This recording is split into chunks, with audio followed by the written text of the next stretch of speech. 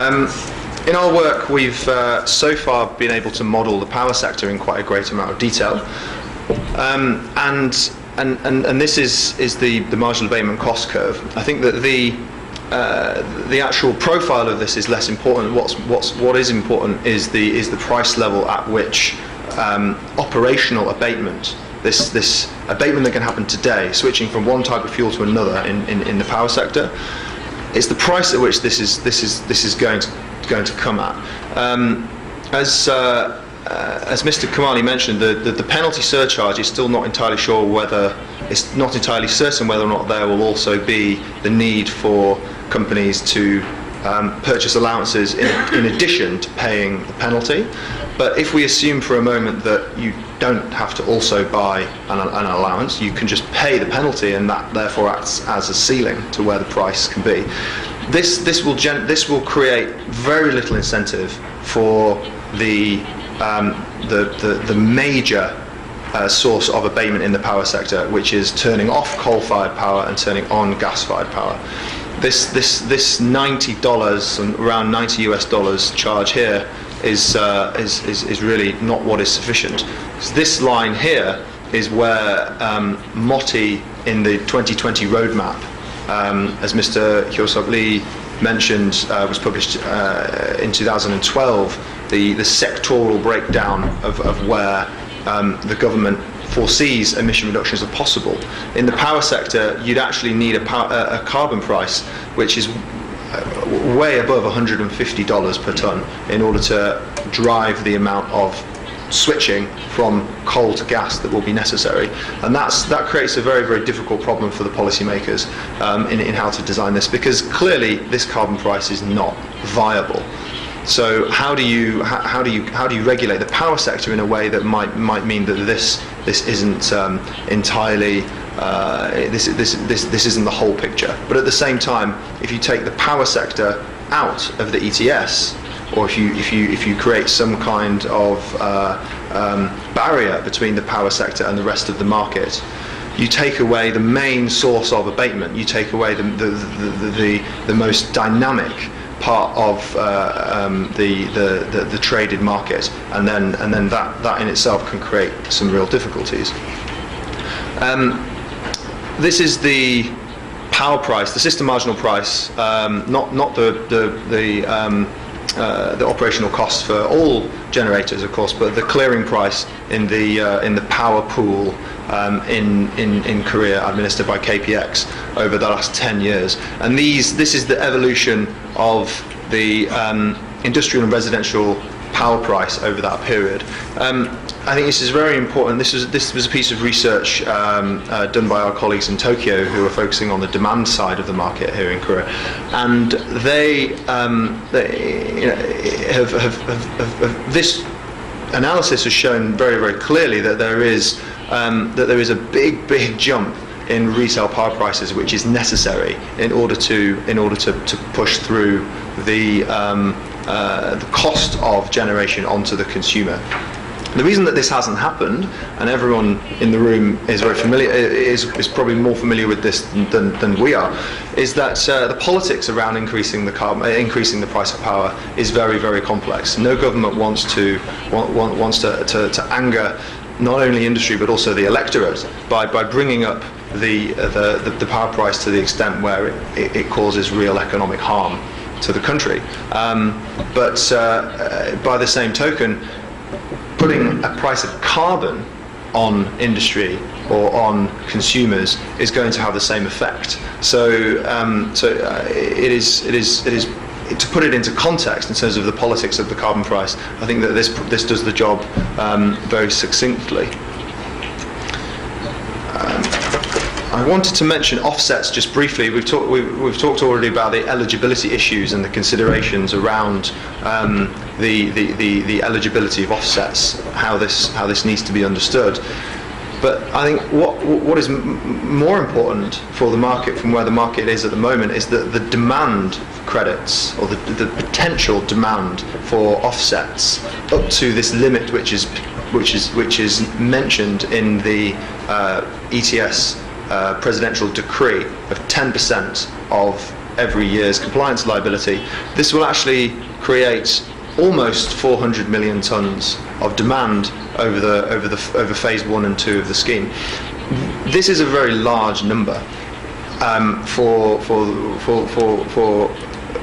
what has been discussed to date as the potential supply channels for offsets to meet this. This 388 million tons would be very simple to satisfy if all international offsets were allowed into the scheme, because there is a lot of international offsets. There's a surplus of CERs of in excess of 2 billion tons up to the end of 2020, according to our numbers.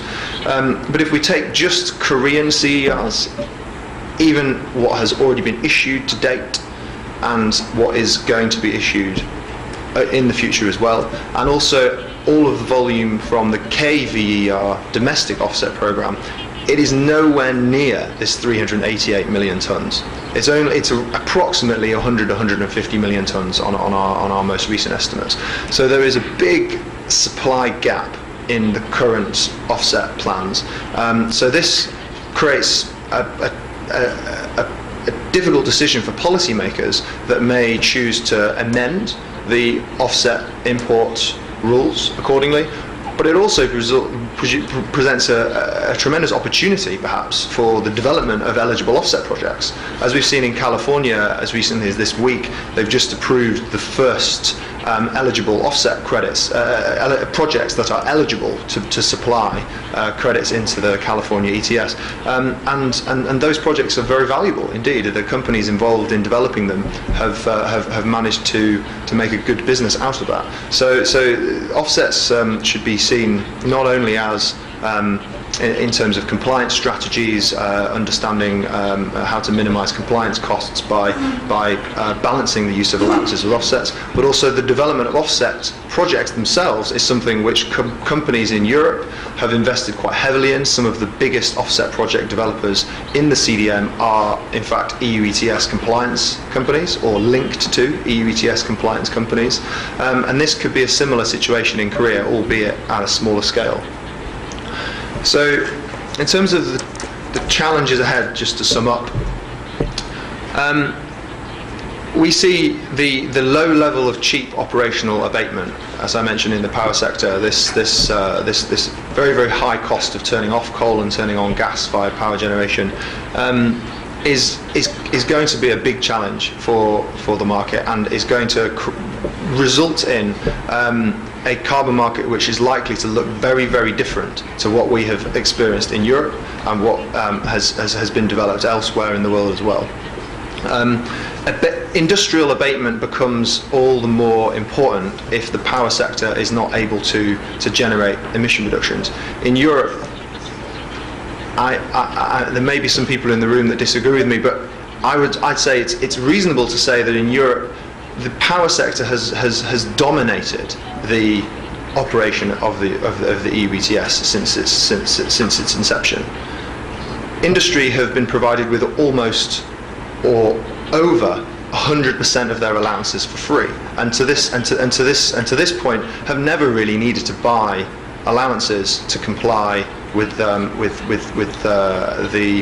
EU ETS. Because of the recession, industrial output fell so far that the dynamic that was expected to have been developed by this point in the third phase of the EU ETS would be that industry would be having to play much more of a role in the demand side of the market. That hasn't happened.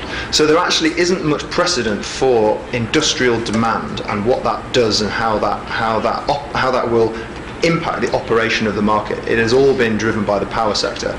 The price in Europe at the moment is depressed because of the oversupply issue that Mr. Kamali described, but the price before this oversupply developed was driven by this cost of switching from coal to gas. And if that process can't happen in the same way in Korea, then it's going to be very, very different. as industrial abatement is so important, we I think this needs to be understood in a lot more detail. And almost everyone that we've spoken to in Korean industry has raised this question mark: how much does it cost to reduce industrial emissions? How much abatement is there? How long will it take for technologies to be implemented to drive that reduction in emissions from industry? And those questions need to be answered in more detail. As I mentioned, indirect emissions coverage and power price regulation, the fixing of the power price by government needs to be reformed in line with the development of the ETS if there is going to be an effective operation of a carbon price within the power sector. If the carbon price is going to drive the reduction in emissions from the generation of power, it's very difficult to see how that can happen with the current regulation around power prices in the country. And just finally, this is supposed to start in 15 months. It's not. It's not entirely productive to just point out that there isn't a lot of time left. But I think that as we're kind of all obviously very clear to thank AITA for pulling this event together and holding these types of discussions. This is really kind of part of this. The urgency that is needed in this, and the people in this room, all I'm sure appreciate this. But we are getting the impression from a lot of people that we have had contact with that there isn't such an appreciation for this urgency, and they might not be taking part in consultations such as today, when really there needs to be some build-up behind the development of the market at this point. So